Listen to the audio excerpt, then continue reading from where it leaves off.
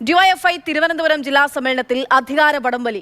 വി.എ. വിനീഷ്, അനൂപ് വേണുഗോപാൽ എന്നിവരെ president secretary സ്ഥാനത്തേക്ക് ഉയർത്തിക്കാട്ടി V Joy വിഭാഗം. എം അൻസാരി, രാഹുൽ ആർനാഥ് എന്നിവരെ പ്രസിഡന്റ് സെക്രട്ടറി സ്ഥാനത്തേക്ക് നിർദ്ദേശിച്ച് കടകംപള്ളി വിഭാഗം.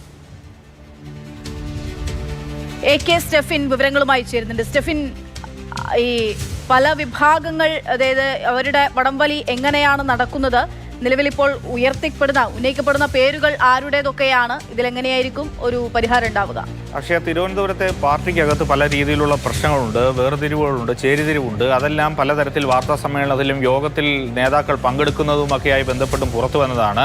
നേരത്തെ ജില്ലാ സെക്രട്ടേറിയറ്റ് യോഗത്തിൽ നിന്ന് മുൻ മന്ത്രി കൂടിയായിരുന്ന വി ശിവൻകുട്ടി വിട്ടുനിന്നതും അതിനെ തുടർന്നുണ്ടായ വിവാദങ്ങളുമൊക്കെ അറിയാം. ഇപ്പോൾ നമ്മൾ സ്ക്രീനിൽ കാണുന്ന ആ ദൃശ്യം അതിനുശേഷം എല്ലാ നേതാക്കന്മാരും ഒന്നിച്ചിരുന്ന് നടത്തുന്ന വാർത്താ സമ്മേളനത്തിൻ്റെതാണ്. അത്തരം പ്രശ്നങ്ങൾ പാർട്ടിക്കകത്തുണ്ട്. എന്നാൽ ഡിവൈഎഫ്ഐയിലേക്ക് വന്നു കഴിഞ്ഞാൽ ആ പാർട്ടിയുടെ ഒരു മേധാവിത്വം അല്ലെങ്കിൽ പക്ഷങ്ങൾ അത് ഡിവൈഎഫ്ഐക്കകത്തേക്കും വരുന്നു എന്നുള്ളതാണ് ഏറെ എടുത്തു കാണേണ്ടത്. നേരത്തെ നമ്മൾ പ്രതീക്ഷിച്ചിരുന്ന പോലെ അനൂപ് വേണുഗോപാൽ ഡിവൈഎഫ്ഐയുടെ ജില്ലാ പ്രസിഡന്റായിരുന്നു.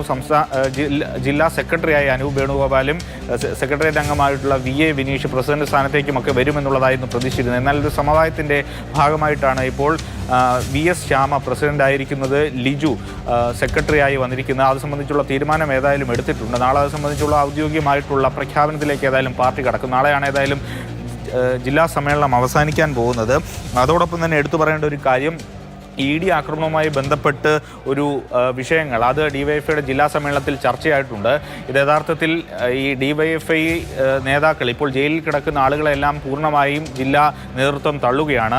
അനാവശ്യമായിട്ടുള്ളൊരു പ്രതികരണമാണ് അന്ന് ഡിവൈഎഫ്ഐ നേതാക്കളുടെ ഭാഗത്തു നിന്നും ഉണ്ടായത്. അതോടൊപ്പം തന്നെ പിണറായി വിജയനെതിരെയും രൂക്ഷമായിട്ടുള്ള വിമർശനം ഇന്നത്തെ ജില്ലാ സമ്മേളനത്തിൽ ഉയർന്നു വന്നിട്ടുണ്ട്. പ്രത്യേകിച്ചും പിണറായി വിജയൻ സ്വന്തം കാര്യത്തിന് വേണ്ടി ഡിവൈഎഫ്ഐയെ ഉപയോഗിച്ചു എന്ന തരത്തിലുള്ള വിമർശനങ്ങൾ വഞ്ചൂരിൽ നിന്നുള്ള ഒരു സമ്മേളന പ്രതിനിധി ഉന്നയിച്ചു. അത്തരത്തിൽ വലിയ വിമർശനങ്ങളാണ് തിരുവനന്തപുരം ജില്ലാ സമ്മേളനത്തിലും ഉയർന്നു വരുന്നത്.